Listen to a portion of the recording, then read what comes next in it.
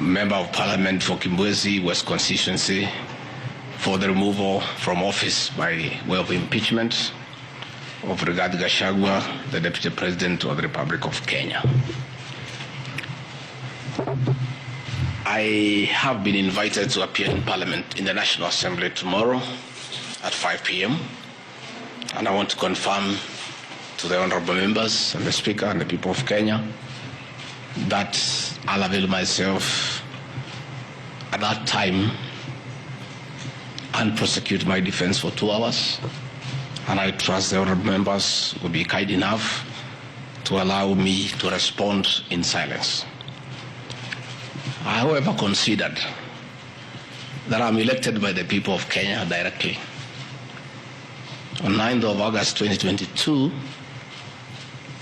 Kenyans woke up early to go and vote in their president and deputy president.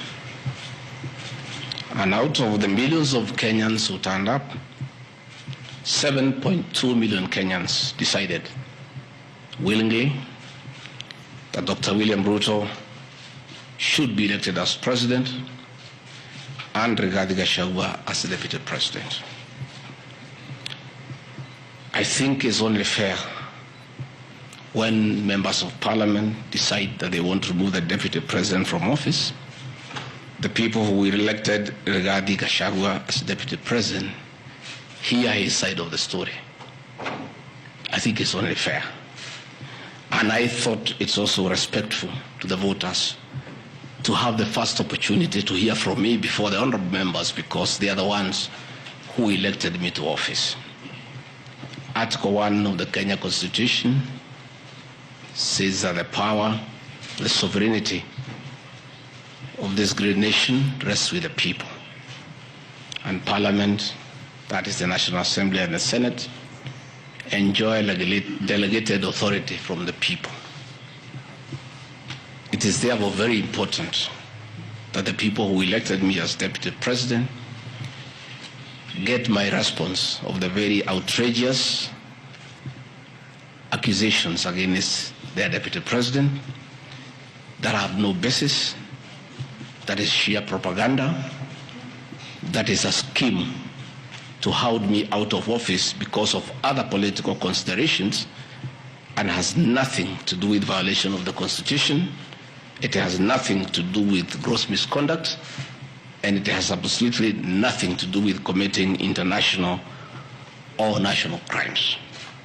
The people of Kenya are therefore entitled by right to hear from their Deputy President what is his response to those outrageous allegations. Again, an attempt to do a public participation in a very short exercise that was done.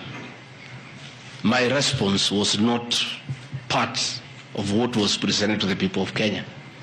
The people of Kenya were being asked to give their views as to whether the Deputy President should be impeached from office, and the accusations were attached, but in a highly legalistic language beyond the comprehension of many Kenyans.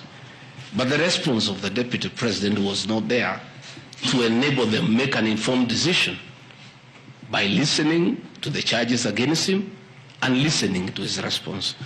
Because the rules of natural justice demand that no man should be condemned unheard.